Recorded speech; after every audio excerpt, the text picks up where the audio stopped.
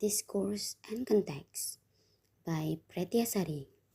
Definition: Discourse analysis.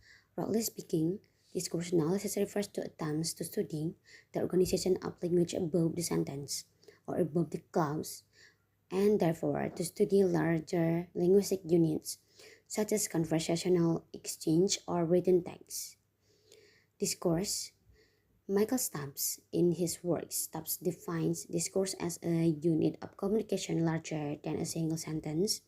He emphasized the importance of social and cultural context in understanding the meaning of discourse, as well as how discourse functions in social interaction. Meanwhile, Harris views discourse as a structured communication system that includes both verbal and nonverbal interaction. He focuses on the relationship between the language and context, and how meanings in structure through the use of language in specific situations. Would emphasize that discourse is not merely collection of sentences, but involves a complex interaction between language, context, and participates in communication. Meanwhile, introducing what is discourse. Discourse refers to spoken or written communication beyond individual sentences, and it includes any form of language used in communication, conversation, speeches, and text, and etc.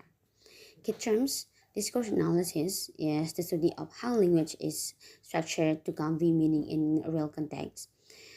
Cohesion and coherence, elements that help connect ideas and maintain the flow of discourse. Discourse is not just about individual words or sentences, but how language is used in larger pieces of communication. For example, conversation between two people in a form of discourse because it involves multiple sentences and ideas working together to convey meaning. Discourse analysis helps us study how language works in real life interaction, how sentences are connected or cohesion, and how the overall message makes sense or coherence. And next one is context. Malinowski view. Context of situation.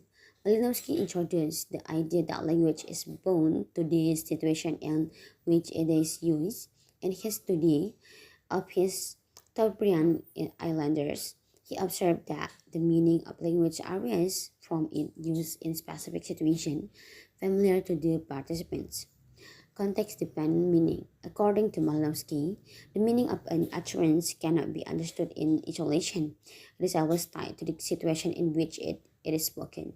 Utterances are actions and their meaning is functional within the specific social or situational context.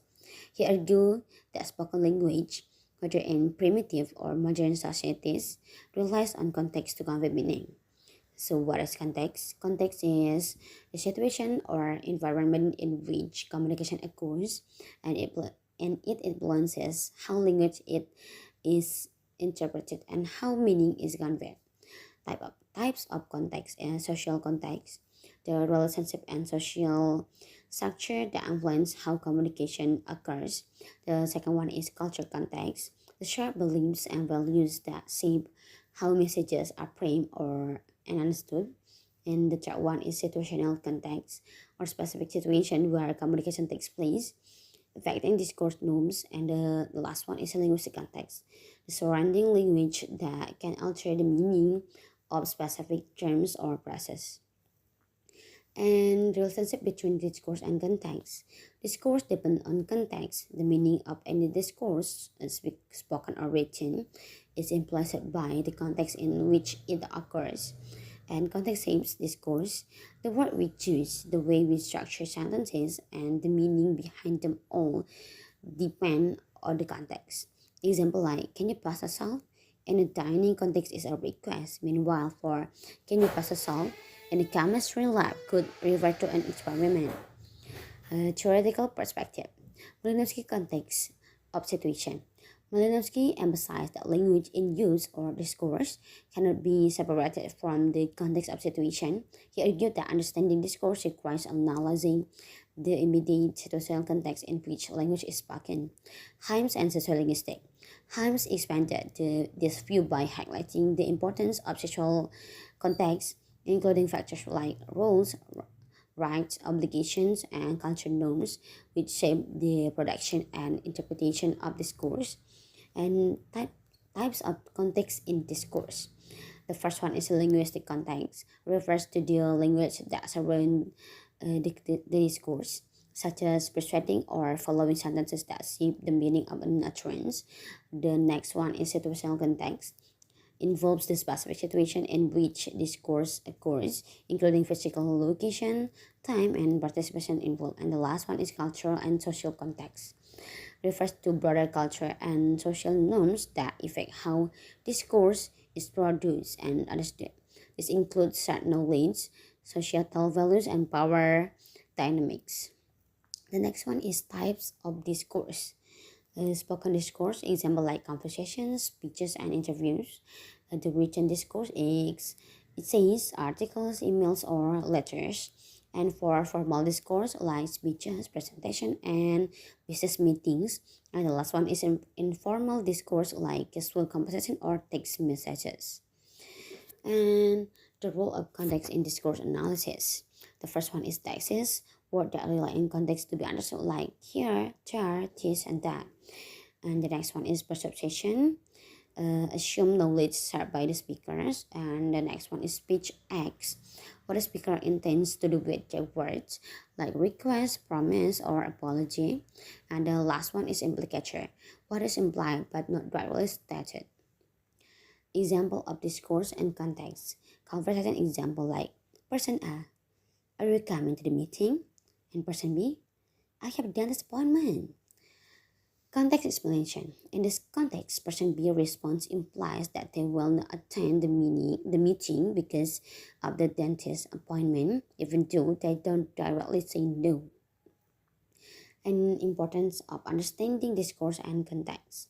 Understanding discourse and context helps in better communication skills, effective interpretation of meaning, avoiding misunderstanding, and adapting language used to different social situations. And for conclusion, the conclusion drawn from the discussion on discourse analysis, discourse and context is that the study of language beyond the sentence level is essential for understanding how meaning is constructed within communication. Discourse analysis examines how larger units of language, such as conversation or written text, are organized and how they function within specific contexts.